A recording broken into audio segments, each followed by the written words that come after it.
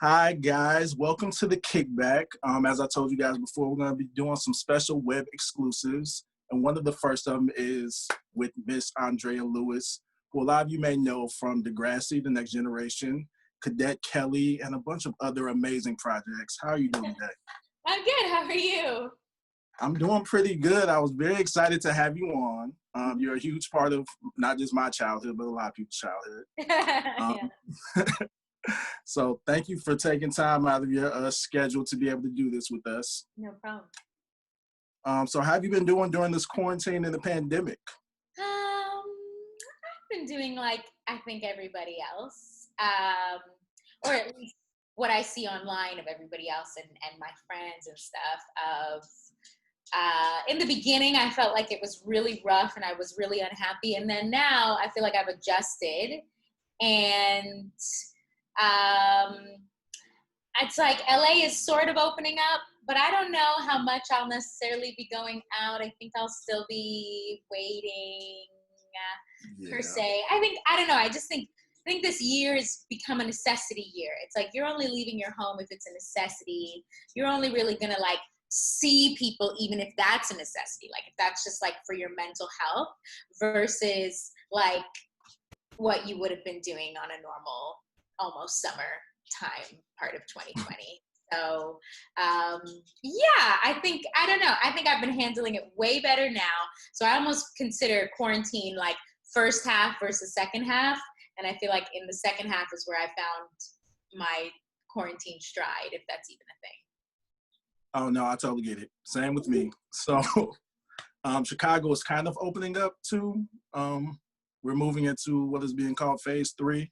Yeah. So I think LA's then in the same phase because it's not fully open, but it's like, I don't know how to describe it. It's sort of there. So we like, shall you can see. do this, but you can't do that. Yeah. And so we'll really see. I guess that's the thing is even with the opening up, my friend was asking me today about it and like malls and different things like that are open. And I was still like, I still don't know why anybody would need to go to a mall right now. Like I couldn't wrap my head around what you would need to see in a From the mall. mall that you couldn't Yeah. do online. But to each his own, to each his own. That's all I'll say. Yes.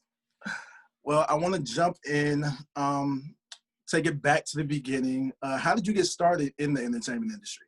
I was just really fortunate. I was really lucky that when my mom was with me when I was a year in a mall in Toronto, and a casting director stopped her and asked her about baby modeling, basically, like putting me in print ads, and just thought that I was really cute. And my mom didn't know anybody doing that. So at the time, I was kind of like, I don't really know. Because you kind of hear horror stories about things like that, like somebody approaching you, and then it's like a scam, and they rip you off and all this stuff. Anyway, my mom took her card. The next year, she was on maternity leave again with my brother, so she had time again. So she was like, why not hit the woman up? And she remembered us. And then that's how I started. And I just started doing print. And then it just like kept progressing into commercials and then guest spots and so on and so on. But I'm kind of one of those weird cases where I always loved entertainment. So it's almost like what came first, the chicken or the egg, because I was also like an entertainment baby. Like I also was like a singing, dancing, acting kid. So it was kind of like both of those things went hand in hand. So it was never forced. It was just like, this is what I always wanted to do. And I've had the same best friend since I was in kindergarten. And she literally met me as an actress. And so I've never, so it's one of those, it's a very lucky story. It's like very fluky like that. Like not many people have that kind of like going into the business in that way. It's clearly easier to get into the business as a child, but not many people have I ever met that have as easy of entering the entertainment business story as I did. So I was just very lucky. That's all. Yeah, you were very blessed because Yeah. not everyone, most of the time, if you do meet a casting director at the mall, it is not the Cinderella the story. scam. They want money from you. They want you Right. to put your kid into something, and then you got to pay them, and it's always like a lot. But I think I was just fortunate that timing, and I think also Toronto when I was a kid was a very booming film town. Like, just a lot of things can film in Toronto. Toronto is one of those cities that can look like a lot of places. And so, yeah, I think I just was just like, you know, those weird things in life, like timing, just right time, right place. And that's always a good thing. So you've been on several shows. Where I first was introduced to you at was Cadet Kelly. Yeah. Yes. So how was that working with Christy Carlson Romano and Hilary Duff? They were already established as Disney stars. Yeah, it was exciting. I think at the time, I don't know why, but I didn't really know that they were going to be in it. Like, I knew that it was a Disney film, but I had no clue who the other casts were. So I only realized that it was them on our first table read. That was the first time that I got to see everybody, and then at the time was seeing Hilary and seeing Christy. But and I was a fan of their show. So, but I don't know why, because I had a long audition process for Cadet Kelly. But I don't know why. I just didn't have a clue who else was already cast. And typically, that process is like that. Like if they're when they're shooting in kind of like another city other than LA, you'll see within the breakdown, like, these people are already attached. And so I still to this day have no idea why. I was like, I can remember at the table read, my brother and I were there, or my brother came with me, and we both were like, oh, what? Like, we had no idea that it was them. And I'm like, how come I didn't know prior? Like, why was I walking in like it was a surprise? I feel like they were trying to surprise me or something. I have no idea. But I was very excited because I was big fans of Lizzie McGuire and even Stevens. And so getting to do a project with other people, one, within your age group, but then also like on shows that you were following and watching at a young age was very exciting. Yes. I was like, why wouldn't you know that? I know, like, that's a great surprise to walk into, though. Yeah. You know, anybody that you're a fan of, being able to work with them is awesome. So did you learn a lot from them? Were you able to just be like? I don't know if I necessarily learned a lot in terms of being on set, but I say this all the time. Hilary was probably one of the first people I got to see do like comedic stunts. Mm-hmm. If that makes any sense, because she had like a whole scene where she like falls and topples out of the bed and stuff like that. And she had to do lots of stuff like that on Lizzie McGuire. So she was the first person I saw like in person doing something like that. And it was great. Like, I'd never seen anybody really do that. But Hilary and her mother, Susan, were the first people to kind of introduce LA to my mother and I. So in that regard, I did learn. And even though we shot the project in Toronto, for the actual premiere, they were very much like a part of the like, come, you have to come to the premiere, and not only come, but also stay. And so when I first went to the Cadet Kelly premieres, when I first got introduced to Los Angeles, and it was because of their instruction that kind of was like, they kind of taught us, I think, the ropes of what a lot of kid or teen actor parent combos have to learn when coming to Los Angeles, in terms of where to stay and where to go and where to meet like-minded people and community. And Hilary did teach me that. That's awesome. Are you still in touch with Hilary?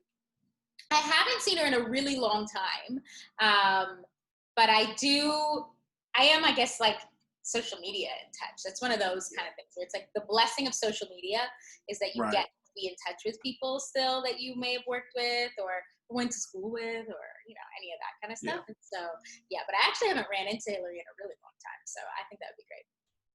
Yes. So most people, of course, we're going to move into where everyone knows you from, Degrassi, The Next Generation. Do you remember your audition process for Hazel? I do. Because I was auditioning for Degrassi at the same time I was auditioning for Cadet Kelly. And it was, again, the same amount of time. Like that audition process was long. And the Degrassi audition process was, like, they kind of gave everybody, like, different monologues. It was almost like they were, like, playing baseball cards, in the sense of, like, you may have gotten an Ashley monologue to start, and then your next audition they gave you a Terry one, and then your next audition they gave you a Paige one, and they just kept like swapping it. And so, yeah, like on one of my callbacks, I remember there was like 5 people there all going for Manny, or maybe it was Liberty, I can't remember, but it was like also within that same batch was like Sarah Barable Tashauer, who played Liberty, and Cassie Steele, who played Manny. So it was like everybody was like all in one mix, and then they were just kind of like, okay, you or you or you or you or you. I also met Christina Schmidt at my audition. I met everybody. My very first audition I had Aubrey was there, and I think Christina. My second audition is when I can truly remember meeting Christina, who played Terry, and we became friends then. But yeah, it was just a long, very long process. I just remember that. Wow, that's crazy. I would have never thought, but I think that was a smart idea, because you never know who may have fit somewhere else, especially because you guys were all. It was a little different show in that kind of way. That they had the scripts and all that kind of stuff, but they weren't like. I'm so sorry. Can you hear that? No, I didn't hear. You can't hear it? I'm like, no. There's literal like full-on gardening outside of my door. Anyway, I'm so like, anyway, yeah, no, it was one of those things where they had the characters in their head, but they were also kind of willing to mold them around the actors that they picked. Which is why I think they kind of were so started with these monologues. Because I remember my first monologue was actually the Terry monologue that I had to do. And I remember feeling really self-conscious because the Terry monologue talked about her weight. And I'm super petite, and especially when I was a teenager, I was like even more petite. So I remember thinking like, I don't think I'm going to book this if this is what they're doing, because this character is talking about her weight and how self-conscious she feels about her body. And I'm like, about to walk in at like 5 feet, 90 pounds. I was just like, all right, let's see what they think. But so it was interesting in that I hadn't had an audition, I think, at that time where they did that. They just kind of like gave you these monologues, and they just wanted to kind of meet the kids essentially, to see kind of who they liked or didn't like, or how they could use you in their world. Wow. Do you remember when you got the call that you booked Hazel? Well, I actually didn't necessarily get a call. So I done Cadet Kelly. So like I said, they were happening at the exact same time. And then I booked Cadet Kelly before the Degrassi team had kind of made their decisions on casting and everything that happened. Cadet Kelly filmed for about 3 months or something like that. So I just moved on. I didn't even think about Degrassi. I just did Cadet Kelly because that's what I booked and that's what was about to film. And it was when I finished Cadet Kelly and I went back to school. I remember for maybe like a month I was back in school, and then my agent called and said if I was interested because they were midway through their shooting season and they had a role. They were like, I don't know if Andrea would want to do it. And so I was like, okay, sure. And that was really it. And it was honestly that simple. It wasn't really much to it. And so, and then that's basically how I started. Nice. Okay. So you the blessings just come in for you. It's just got favor on you, girl. I guess so. I guess, it's kind of like, actors kind of experience that. Like sometimes if you've auditioned with people a bunch, or if you've auditioned for a character a couple times, or if you're familiar with the casting, you hope to get to a place where a casting person or a producer would just be like, do you just want to come and do it? Versus this grand reveal and this long audition process. That kind of stuff is so annoying and so tedious, and you really want to avoid that as much as possible. So I was very fortunate in that regard that at the time I just finished doing a film and then the Degrassi team, because like I said, I probably had 3 or 4, maybe almost 5 auditions with them. So at this point it was kind of like, we already know Andrea. We don't really need her to do a whole right. We don't need to look for anyone else. Yeah, exactly. No, but those are my favorite moments as an actor as well, when the casting director just will call you and say, hey, we have something for you. It's so much better that way. Yeah, and it gives you a little boost of confidence too, because you're like, I must be doing really good. Auditions are annoying. Auditions can be fun, but auditions are technically proving yourself over and over.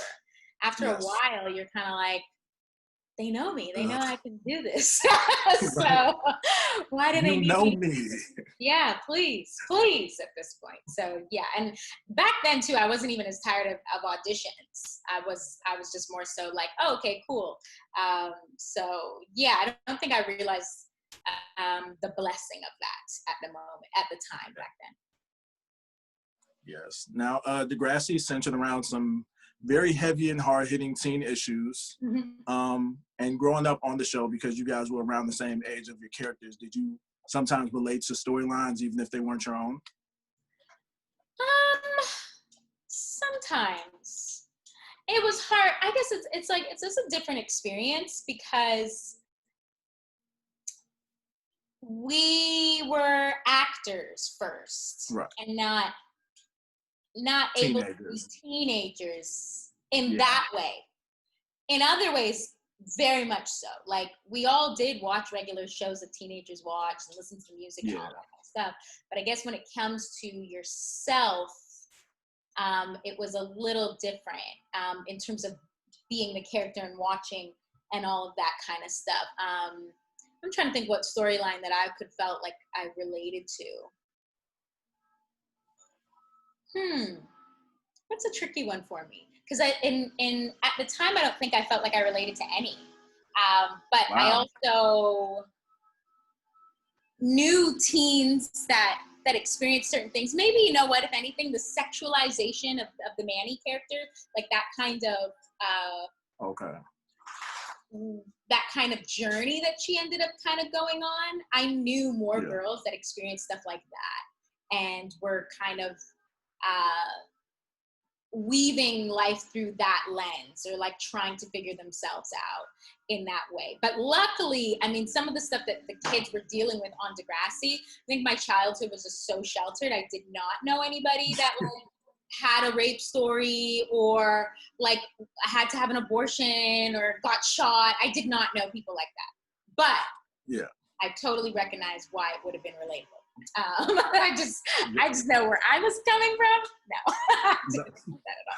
So yeah, because I knew a lot of people that would watch it, and it was very helpful and impactful, because one of the main things that I loved about Degrassi is that you guys showed the problems, but you also showed the solutions. And you guys didn't rush the story. You didn't wrap it up in those 30 minutes.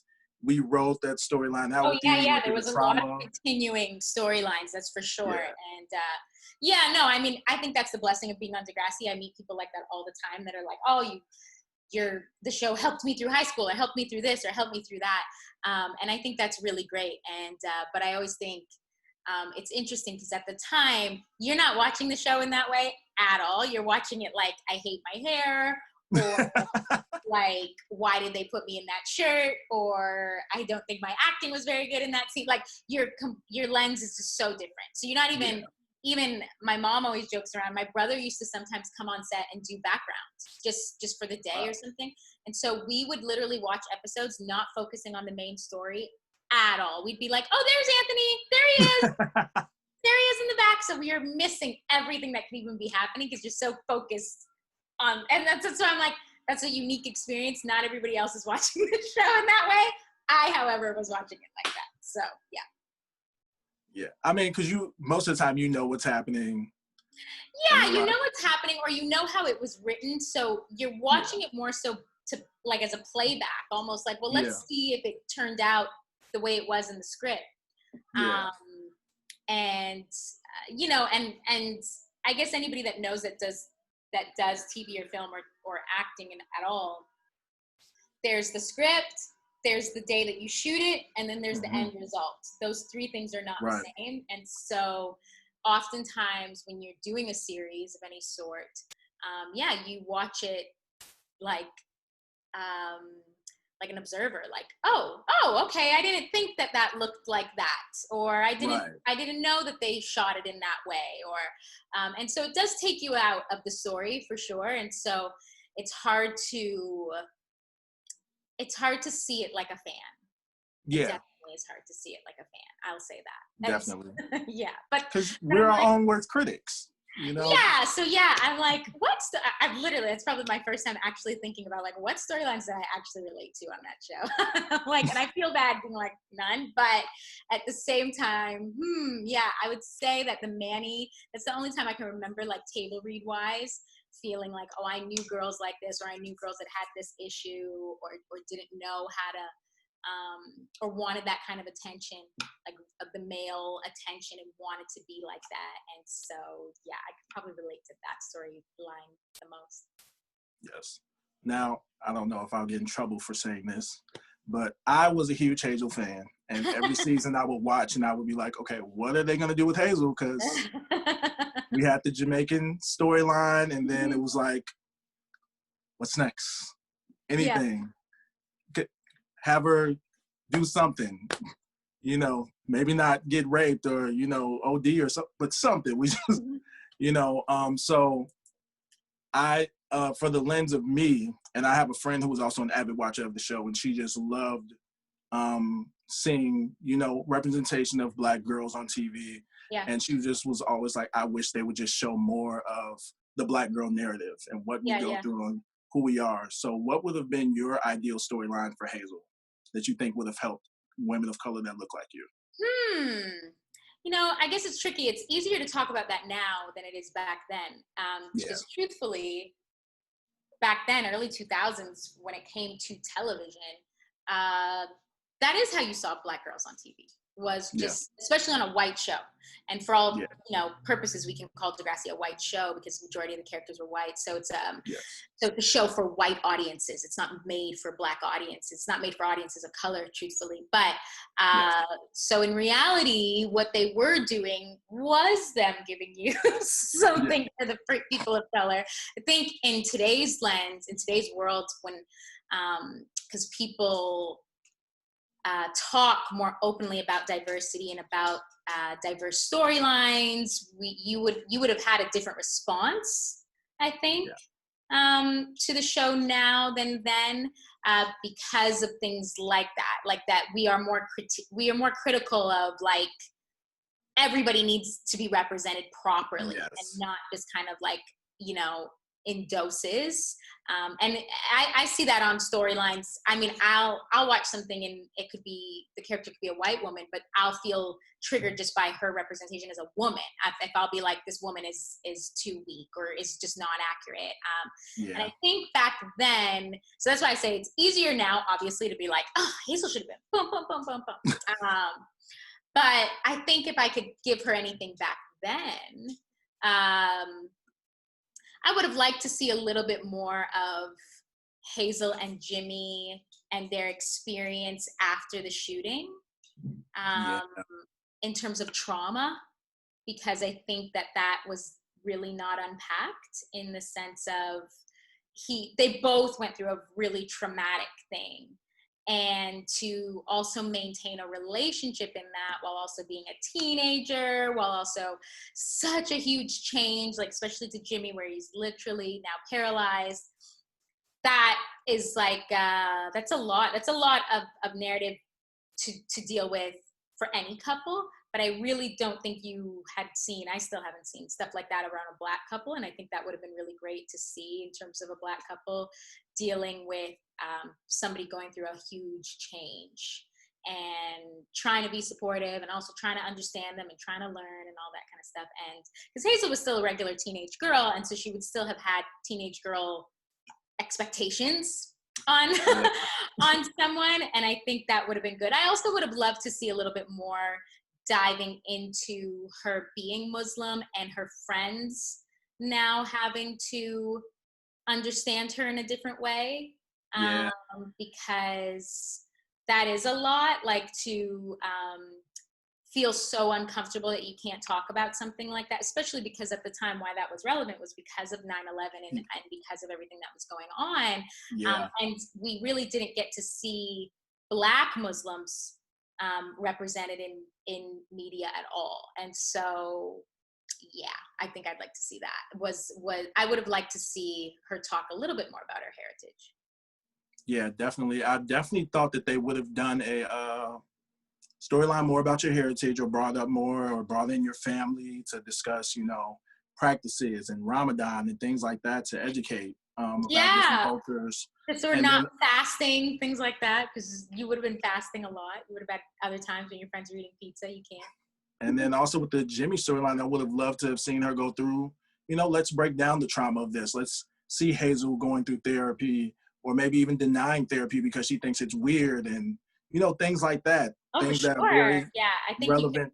would have been nice to see that a little bit more Black love and a little bit more of their trials and tribulations for sure. Listen, because Hazel held him down. Yeah. Hazel was she was at that hospital bawling her eyes out.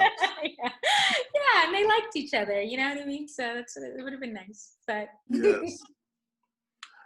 So after Degrassi, you continued to act, did some great things, but the thing that I love the most is that you start to do your own content with things like Those Girls Are Wild with Shan Booty and Black Actress, which was an amazing series. So how did things like that come along for you? Well, social media, digital content, Those Girls Are Wild, all that kind of stuff started really because of how frustrated I felt on Degrassi. And I'm still recognized a lot, but I was really recognized a lot then for being Hazel and for being this character that I just felt was so voiceless. And and I am much more aggressive of a person and much more ambitious and louder and all of that kind of stuff. And so I just needed like an outlet. I needed somewhere to kind of feel like I could be myself. And so the internet was that, to be quite honest with you. And and it really, truly, I had done shortly after I did a movie for Nickelodeon, and that's really what confirmed it for me that I needed like a space to do my own thing. And so Shannon and I started Those Girls Are Wild, and that was the point. The point of Those Girls Are Wild was literally just for us to be able to do anything we wanted, and not really have any rules or restrictions. And we both just loved it so much. It was just the epitome of how we felt about ourselves and each other at the time. I still refer to myself as a wild girl because that was our definition, was just like this career focused, aggressive woman. And so that's how that started. But I always knew that I'd eventually create my own content. I just didn't know when, how, or what. And luckily the internet kind of forced that onto not only myself, but lots of people. The internet became that space that if you always had ambitions and you're kind of in traditional media, then you would have been thinking about it in a traditional sense, but the internet kind of showed you didn't need to think about your life in that way, that you could kind of do anything you really wanted. And I was living in New York at the time, and I was really fortunate. I went to a panel that had a bunch of Black filmmakers on it, and they were talking about the fact that they had to make things for the internet because nothing they were making was being greenlit by the studios because they didn't understand Black audiences or Black voices, and they just didn't care about stories. Instead of kind of giving up or being frustrated, they were like, I'm going to do my own thing over here. And so from there is where I started my production company, and then I made Black Actress because I was like, I always had the idea. I just was intimidated on the concept of like, who am I going to pitch it to? And even when I was literally making Black Actress, I would still have people that were like, are you going to change the name? Are you going to like, and I was like, no, I'm never changing the name. The audience is here, and that's that. So luckily the internet allowed me to express myself the way I wanted to express myself and the way that I didn't know how to express myself as a teenager. And so that's why I created that's why I create content still on the internet. Awesome. Well, I loved both of them. Those Girls Are Wild. I would crack up. It was hilarious. Awesome content from both of you guys. Thank you. And Black Actress, I love seeing other Black actresses. I love the narrative. I love the story because it was real. You know, I know me, myself as an actor, a Black actor, but also female roles are even more diminished and small and, like I said, played to be the best friend. So one of the scenes I resonated with the most is when you call your agent and you're like, hey, I haven't been in the room. What's going on? I need you to give me it. Because I've had those calls. I've had those times. So it was good to see me in an honest portrayal, you know? Yeah. It's hard, I think, being an actor because a lot is out of your control. And so it's a real, like, it's a real head game of confidence, constantly trying to figure out, is it me or is it them? Am I not being seen? What could I do to be seen? Where should I go? Who should I be talking to? That is like constant. And especially the years before I had made Black Actress, I felt like I was just on a wheel of constantly pitching myself, pitching my ideas, or just trying to like beg somebody to like let me be seen more than anything. Not even like give you something, but just let me be seen by these people. And that is that can do a lot to you. So yeah. Well, I love that you turned your experience into art, and that helped you to be seen. So thank you. Listen, but I took a page out of your book. Honestly, I just did my first short film. Yay! Yes, that's coming out soon. But it was based off of life experiences and trauma and stuff, and it was very therapeutic for me to do it through my art, because that's what I'm passionate about, and that's a safe place for me. Yeah. And I know think you that's talk the way to do it. You're supposed to write technically about what you know.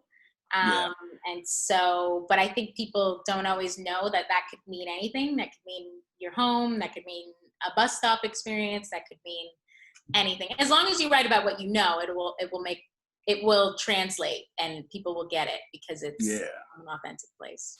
It's honest and it's real. So I know you're a big advocate for self-love. You do Self-Love Saturdays on your YouTube channel, which I love watching those videos and just learning and gleaming from people. Why do you think that it's such a necessary and impactful conversation that we should be having right now? I mean, right now, especially, I think it's important, which is, I mean, I guess that's my quarantine content, because I always take breaks from Self-Love Saturday, but during quarantine, I just felt like it needed to come back, because I was having so many conversations with people on their mental health. And especially right now, where we are dealing with still police brutality and racism, and it's almost doubly, I don't even know if it's word, like, but really heightened, I guess. Yeah. At least that's how it feels to me, because it's kind of like every single day I can see a video of somebody going through some kind of racially charged experience. And so I think that can be really overwhelming. And then on top of that, we're in the middle of a pandemic where a lot of people have lost their jobs, they've lost their sense of purpose, they've lost just so much. And so I always think self-love is necessary. And I started Self-Love Saturday only because I had done so much personal work, and I'd met a woman who it was blatantly obvious that she had done none, and I thought she needed it really bad, and I didn't know how to tell her, so I did a really passive thing and just made a video about it. But nonetheless, I still thought, and then it just kind of resonated with people. But I'm still kind of, I think self-love is important as entertainers or as creatives, because we do go through so much rejection, and we deal with ourselves so much that I think you could easily go crazy, or you could really doubt yourself, or I don't know. I think I've seen myself do this. I've seen my friends do this in terms of pursuing something, but still wearing all of the rejection that they've experienced. They're wearing all of the bad things that have happened to them, and almost just confirming that this thing that they've been telling themselves. And that's when I think, oh, you need self-love. So self-love is one of those things where it's easy for me to talk about because I live it. And I really do try my best to be aware and want to change and to actively work on how to care for myself more. So, yeah. Yeah. Well, my favorite one, I think is the one that you posted most recently, was about Black men in therapy. Oh, good. Good. I have gone to therapy myself. I have gotten counseling, and I think it's extremely important. I think it's something that we have made taboo in the Black community about Black men being vulnerable and letting their emotions out, and you know, saying how we feel so we can get to the root of a problem. Because after we pile so much on, we don't even know why we're angry or mad or depressed or hurt anymore, because we've stuffed it under so many things. Yeah. So I'm so glad that you opened up that conversation. Yeah, I'm glad too. I'm glad you liked it. I mean, I want to do more. I mean, I really do have a soft spot now. Not that I never did, but I mean, like, very much now, of for Black men and how they feel just because any of the work that I do with Black men, I get to have these intimate conversations, and I'm always so shocked at how many don't get to express themselves. And then it just makes me sad. And so I think often, how can I do stuff for Black men? And I've been fortunate that in my experience in my life, I know lots of interesting Black men. I know well-educated ones. I know ones that didn't have an education but are still really smart. I know one's from good homes, one from broken homes, from everything. And I'm always wanting to represent that guy, the guy that I guess that I attract, whether they're my friend or my boyfriends, but like I attract a certain kind of guy and I love them so much. And I'm always like, how can I show him? What can we do to show this man? Because I think they exist. And especially right now, like millennial Black men, I think that there's not a lot of spaces that you get to see an accurate portrayal of men right now that are trying their best in life. They're trying to care for themselves. They're trying to better themselves. They're trying to get a job. They're trying to stay alive. They're like trying all this stuff. So I'm glad to hear that resonated with you. Yes, because my short film touched on that, so I was like, thank you. Someone else is also opening up this conversation. Someone else is putting it out there. No, keep doing it. Keep make that your thing. Yes. And I guess my last question, well, no, my producer back here, Chloe, who helps me set up all my shows. Hello, nice to meet you. She had one question, which I'm sure you get a lot. What was it like working with the Aubrey Graham? Well, I say this every single time. When we were working together, he was regular Aubrey Graham. Right. So I more so should ask you, what's it like being a fan of the Aubrey Graham? Because at the time, he was, I don't know. I'm not a good person to answer this because I'll say this, and maybe this is a good thing about him, is he's still my good friend and he's still Aubrey Graham. So I've never met Drake. I've seen Drake perform and I've seen Drake out and about, but I've actually never experienced the transition from either or. And I'm sure there's somebody in his life that could say I saw the, like, I don't know, shedding of skin, but I would say for me, he's still the exact same person that he was when we were on set or hanging out when we were teenagers. And I think that's a good thing. That is. That's dope. That's good to hear that, no matter what, he has not changed. He is still wheelchair Jimmy in your eyes.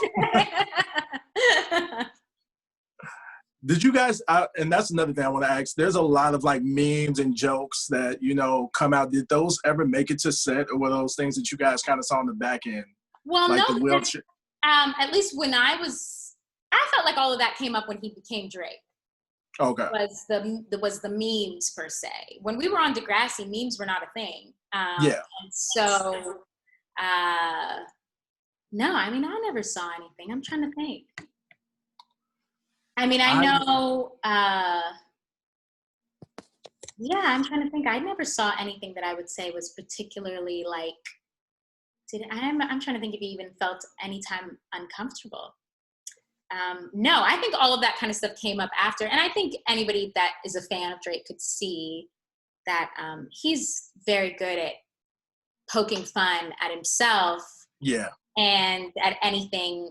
He's like a meme master. He's like a master of like memery. And because he's had like lots of things that I think a lesser person would really take to heart, and he doesn't. He like embraces fully everything about him, his awkward phases, his growth, his change, all of that kind of stuff. And I think that's why the memes even happen to him on a regular basis, truthfully, because he's so good at using them for himself. Yeah. And he loves to live. He doesn't, negate the Degrassi days. I love the I'm Upset video. He brought everybody back. So I'm sure that was a dope reunion for you guys. Yeah, it was. That was our first time all together as a whole cast in 10 years. So, and nobody on the cast, oddly, had ever gone to their own high school reunion. So that was our high school reunion, as weird as that was. I know. What was the odds of that? Wow. But, so, Yeah, it was very fun. It was really nerve-wracking for everyone, which I think was good too, that every person was nervous. The other really good thing was that Aubrey just wanted it to be a party. And so it was. So it was fun in that way, that like, not only was it us, but he also had like people that did background with us, because the Degrassi set, we had like our like regular backgrounds, like people that were our extras the whole time we were on the show. Nice. So on the actual shoot, we had people there too that did background the entire time with us. So that was really fun. So yeah, it was a party. It was like you were really nervous, but it was a party. I love that. So of course we're in a pandemic right now. So I know you're making the best of it with YouTube and social media, but once the pandemic is over, what can we expect from you? Well, I guess that's the thing, is we'll see when the pandemic is over. I mean, the only thing that you can control right now if you're a creative is the pre-production of anything that you're working on.